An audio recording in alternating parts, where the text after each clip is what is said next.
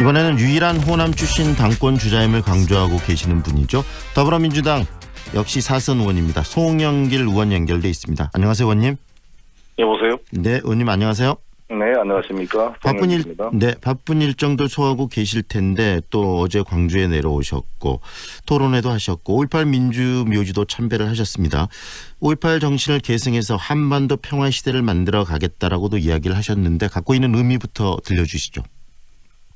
네, 우리 광주가 80년 5월에 정말 큰 비극을 맞이했는데 그때 제가 광주 대동고등학교 3학년이었습니다. 네. 저도 그때 그 시위 현장에 있었고 또 제 친구가 경문 총탄에 희생을 했기 때문에 저희로서는 5.18은 정말 가슴속에 남은 상처이고 네. 또 어떻게 보면 우리 시민들의 자랑스러운 민주 항쟁의 역사이기도 했습니다.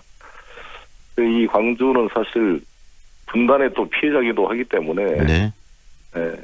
광주의 정신은 분단 극복, 한반도 평화로 연결돼야 된다 이렇게 생각합니다. 네, 그런 의미에서 네. 정신을 계승하겠다는 말씀도 하셨다는 이야기신데요. 지금 더불어민주당이 이끈 대표로서 출사표를 던지신 이유도 들려주십시오. 제가 세 가지를 들고 있습니다. 하나는 6.12 북미 정상회담, 4.27 판문점 정상선언 이후로 한반도에 새로운 정치 지형이 만들어지고 있습니다. 네. 그래서 문재인 대통령의 신한반도 경제지도 구상을 뒷받침할 집권여당 당대표는 글로벌 외교 역량을 갖추고 남북 문제에 대한 확고한 철학과 전략적 원칙을 가진 사람이어야 된다. 네. 이렇게 생각하고 그 중에 제가 잘 준비되어 있다 이렇게 주장하고 있습니다. 네. 두 번째는 당면한 경제 위기나 우리 정부가 추구하고 있는 소득주도 성장 그리고 혁신 성장, 네. 공정경제 이 세 가지의 슬로건을 구체화시킬 수 있는 능력을 가진 후보이다. 네. 제가 인천광역시장으로 실물 경제를 직접 경험을 하셨고 했고 네. 부도 위기에 인천을 구했던 경험을 가지고 이걸 풀어내겠다. 특히 네. 송영길의 누구나지 프로젝트를 통해 우리 이 국민들의 주거 문제를 근본적으로 해결해 가겠다. 라는 것입니다. 그리고 세 번째는 통합의 아이콘으로서 제가 문재인 대통령 후보께서 저를 총괄선대본부장으로 역임한 이유는 제가 연령대별로도 제가 56세로 세대를 통합할 위치에 있고 네.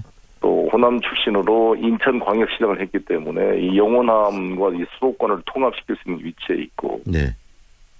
또 친문 비문을 넘어서 어떤 계파에 속하지 않고 하나를 통합할 수 있는 위치에 있다 이렇게 평가를 했다고 봅니다. 그 평가는 지금도 유효하는 게 아닌가 이렇게 생각합니다. 여당 더불어민주당을 이끌어갈 세 가지 본인의 자격을 말씀하셨는데 외교 전문가 또 경제 전문가 그다음에 통합의 아이콘을 이야기하셨는데요. 지금 6.13 지방선거 이후 더불어민주당의 지지율이 좀 빠지고 있습니다. 그 이유는 어디에 있다고 보십니까? 가장 큰 게 이제 경제적인 문제 아니겠습니까? 경제적인 어려움을 어떻게 잘 이제 효과적으로 극복할 것이냐가 중요한 과제라고 생각합니다. 네. 경제 문제를 예를 드셨는데 현재 이 경제를 이끌어가는데 지금 소득주도 성장 부분들 뭐 최저임금제 부분들 가지고도 좀 논란이 있고 그러는데 그런 것들을 좀 사회적 갈등을 어떻게 풀어내는 게 적절하다고 생각하세요? 소득주도 성장이라는 게 최저임금만이 소득주도 성장의 내용은 아닌데 이게 너무 부각돼 있고 다른 이제 조치가 병행되지 않고 있는 면이 좀 보완돼야 한다고 생각합니다. 예를 들어서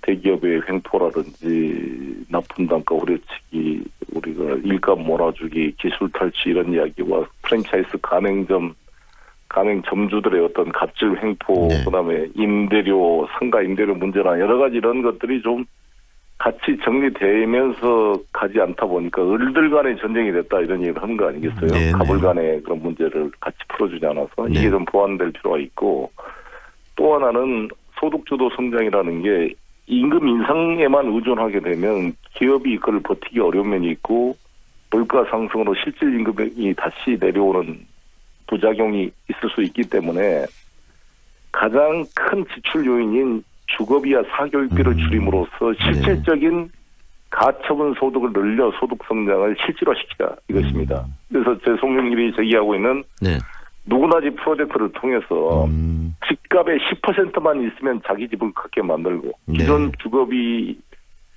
전세 보증금, 월세 보증금 조달 이율을 50% 이하로 낮출 플랜을 제가 가지고 있습니다. 네. 신용 등급에 따라 이자를 차별하는 세상을 철폐하겠습니다. 이거를 통해서 실질적인 소득주도 성장을 이루겠다는 게 제 구상이고요. 혁신주도 성장은 네. 제가 인천시장 시절에 부도위기 인천을 구하면서 투자유치 1등을 했습니다. 네. 인천 송도에 52만 리터 규모의 바이오 시밀러 산업을 집적시켰어요. 삼성 바이오 시밀러와 셀트리온, 아지노모토, 동아제약 이런 각종 데서 이게 세계 최고의 바이오 시밀러 생산 단지가 만들어진 겁니다. 송도에. 네. 그래서 일자리가 연봉 6천, 8천짜리 일자리가 매년 500명씩 증가되고 있어요. 네. 이런 식으로 제가 했던 경험을 기초로 투자 유치를 통한 일자리 창출, 네. 혁신주도 성장을 해보겠다는 말씀이신데 네. 의원님 방금 말씀하신 부분들 많이들 뭐 공감하실 텐데 근데 그 소득주도 이야기를 하시면서 결국은 이 사회 변혁을 이끌어내고 그다음에 여러 가지 뭐 갑질 이런 것들을 막아내는 게 바로 정부의 역할인데 그런 부분을 정부가 지금 제대로 못하고 있기 때문에 이런 갈등과 문제가 생기는 거 아니겠습니까? 그런 부분을 여당에서 좀 더 적극적으로 견제하고 정부에게 요구할 수 있는 부분도 필요할 것 같은데요. 그렇습니다. 근데 그 정부만의 힘으로 부족하고 국회가 개혁 입법으로 뒷받침을 해줘야 되는데 네. 국회의 지금 입법 처리 수준이 최악이어서 뭐 법이 통과되는 게 없어요. 그래서 이러한 점을 여야 간의 협치를 통해서 이걸 풀어내야 될 과제가 있습니다. 결국은 의석수도 중요할 것 같습니다. 150석 가지고는 좀 많이 부족한 측면도 있고요. 그렇다면 이 협치를 어떤 방식으로 이끌어 나가실지도 궁금해지는데요. 이 야당들과의. 네.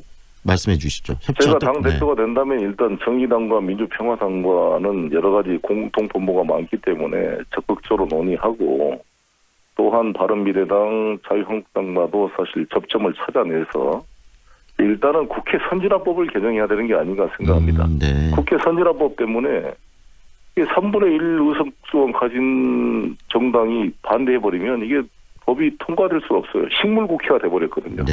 동물국회를 맡겠다고 선진화법을 만들었는데 식물국회를 만들어 놔서 동물도 식물도 아닌 좀 중간 절충의 국회를 만들어내서 이게 국회가 다수 의사에 따라 법안이 통과되고 매듭을 지어줘야지 네. 소수자를 배려하는 것은 필요하지만 그 소수자가 실제보다 과잉 행동으로 목리를 부리면 아무것도 통과가 안 되는 네. 식물국회가 돼서야 이게 국정을 끌고 가기가 어렵거든요. 그래서 네. 이에 대한 거를 처리하고 공직자 비리 수사처 같은 거 빨리 도입하고 개혁입법들을 적극적으로 좀 추진하시겠다는 말씀이시네요. 뒷받침하도록 하겠습니다. 네. 그리고 그러기 위해서는 또 당의 개혁도 중요할 것 같습니다. 이 당 내부 개혁은 어떤 방식으로 이끌어내실지도 이야기해 주시죠. 제가 강조하는 게 우리 대통령께서 취임사에 기회는 평등하고 과정은 공정하고 결과는 정의로울 것이라고 했는데 네. 과연 우리 민주당이 이번 지방선거에서 공천 과정에서 이러한 원칙을 지켰는가? 네. 지역위원장 선정 과정에서 이런 원칙이 지켜졌는가? 네. 여러 가지 논란이 많습니다. 네. 이런 것을 투명하게 만들겠습니다. 네. 공정하게 관리하겠습니다. 네. 공천 룰을 1년 전에 당헌 당규대로 확정해서 네. 당대표가 권한을 남용하지 않도록 예측 가능성 있는 투명한 정당을 만들어 가겠습니다. 네. 그리고 청년 여성들의 리더십을 미리부터 배양시켜서 여성 30% 공천이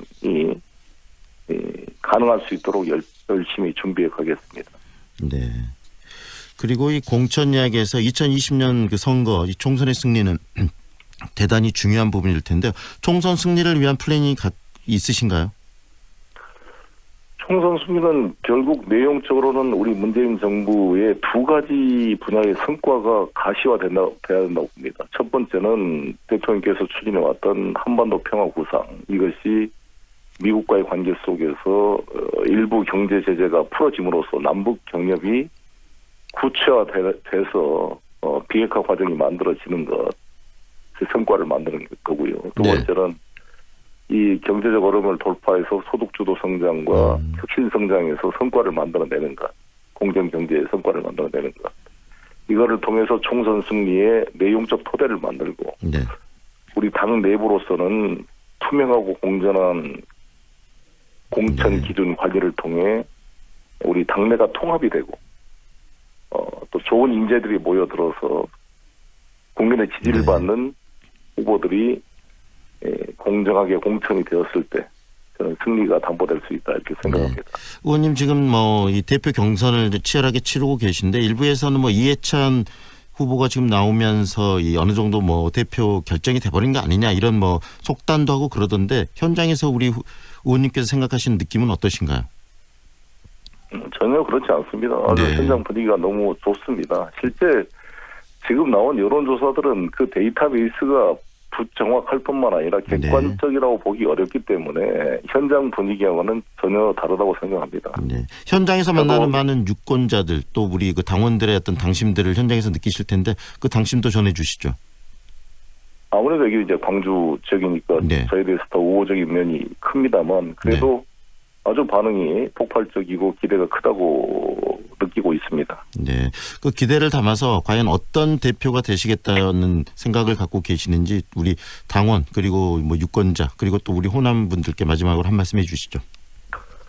저는 이 세 후보 중에 가장 최근까지 문재인 대통령님의 직속 북방경제협력위원회 위원장으로서 러시아 국빈 방문 때 대통령님을 수행해서 정상회담에 배석을 했고 또 한러 정상회담에서 합의됐던 남북러 삼각협력 사업으로서의 나진 핫산 프로젝트를 구체화시키기 위해서 우리 정부 고위급 인사로서는 최초로 러시아 특별 절차를 타고 두만강을 건너 나진까지 다녀왔습니다. 네.